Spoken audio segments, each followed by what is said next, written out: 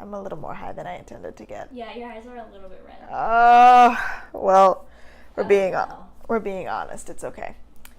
Did you hit record?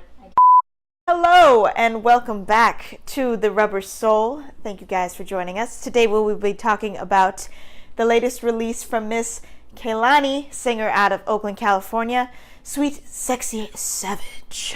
This is the first studio-length album coming from Kehlani after she's released a couple of mixtapes in the past. Her latest one before this was You Should Be Here, which kind of put her into the public light and kind of took her outside of California and her local fan base and kind of put her into everybody's views, saying, who is this girl? What can she do? Can she sing? I don't know. Let's find out. After releasing that, she kind of went through a tirade of personal issues, issues with depression, almost taking her own life, and a few other things that I'm sure none of us will ever know about. But after coming out of that, she has brought us this project. On first listen, I was super excited because I low-key have a little crush on Kehlani.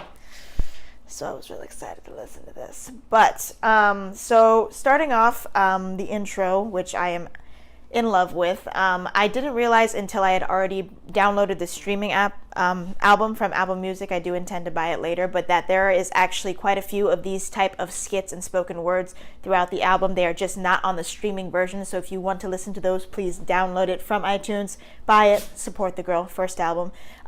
It starts off, however, on the streaming album with a poem by a woman in her life. She mentions that she has several and on this album doing skits, so I'm not quite sure which woman it is in the beginning, but saying a very powerful spoken word about empowerment of women and not needing the love of anyone else to define them, and just kind of speaking of herself in very metaphorical, like, you know, talking about her empowerment through learning to grow through these situations, which is something that I think we can all relate to in some way, shape, or form.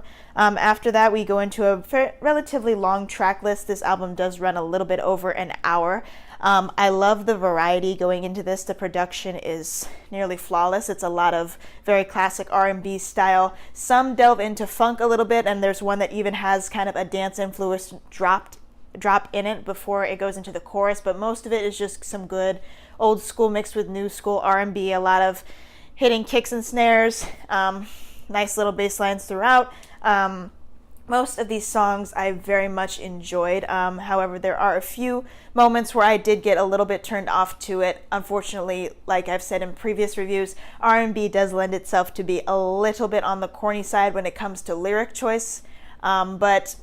And I find this a few times throughout this album. It's not really too much to make me hate it, and there's really no track that I dislike other than the final track on the album, which is also off of the Suicide Squad soundtrack, the movie that got horrible reviews, and it sounded so bad I couldn't bring myself to see it.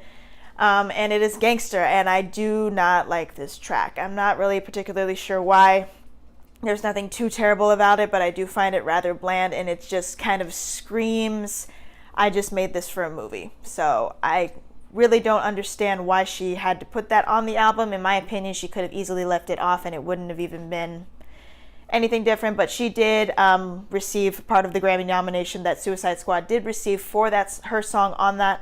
So maybe she just wanted to throw it on there as kind of a little accolade to boost the album. I'm not really sure. But other than that, there's a few moments where things get a little bit corny throughout. Songs like Too Much and Do You Dirty, and a little bit on Not Used to It. I wasn't too fond of the wordplay, especially throughout the choruses, but they are still decent songs nonetheless.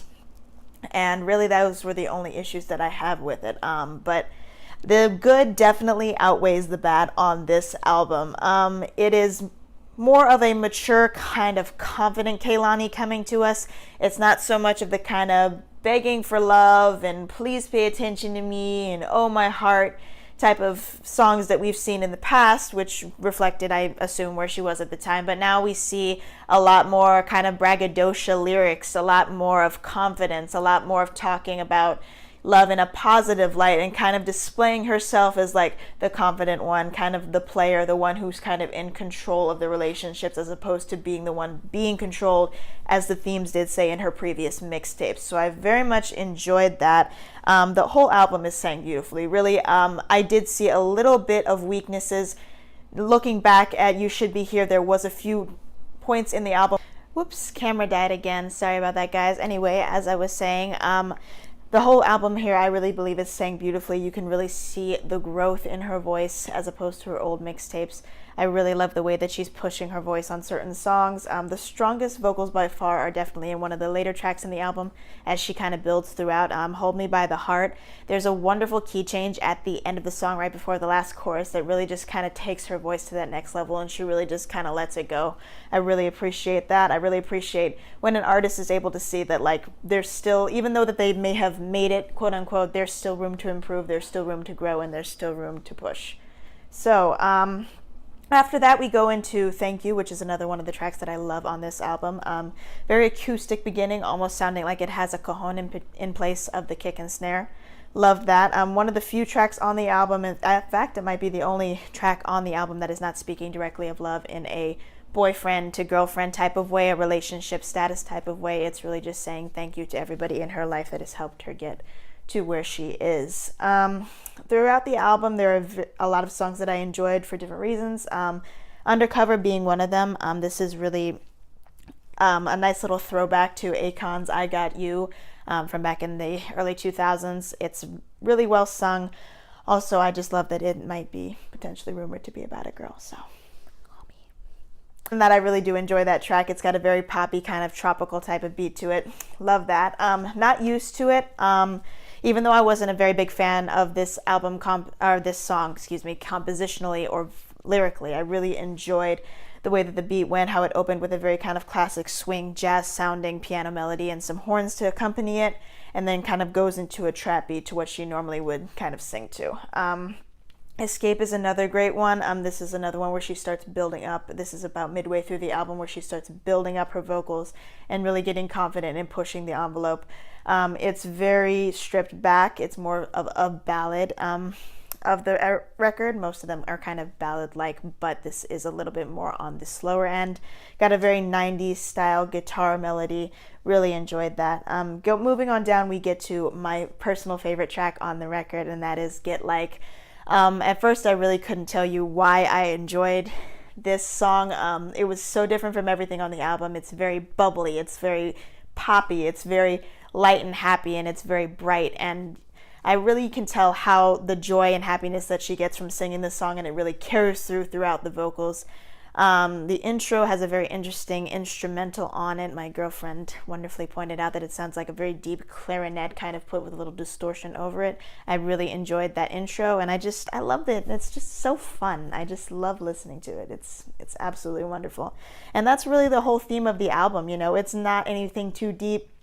It's not anything too serious, but it's something we can all relate to. It's something especially women can relate to. I really enjoy the entire theme of female empowerment throughout that, especially all the spoken word skits that are in this record. I really enjoyed her utilization of that and really just kind of taking a break from the fun and dance tracks to really bring it back to the center and talk about some serious issues, especially that we as women face. So I really enjoyed that. It's a great time. It's a good song to dance to. It's a good song to grind to. It's a good song to get freaky to. I mean, I just love this whole album as a whole. Personally, this is going to get an 8 out of 10 for me on the fun factor. So let me know what you think. Did you dig it? Do you want to dump it? What did you like about it? What did you hate it? Is there something I missed? Is there something I should be talking about more? Let me know. Thank you guys for coming back and spending some time with me, and I will see you in the next video. Peace.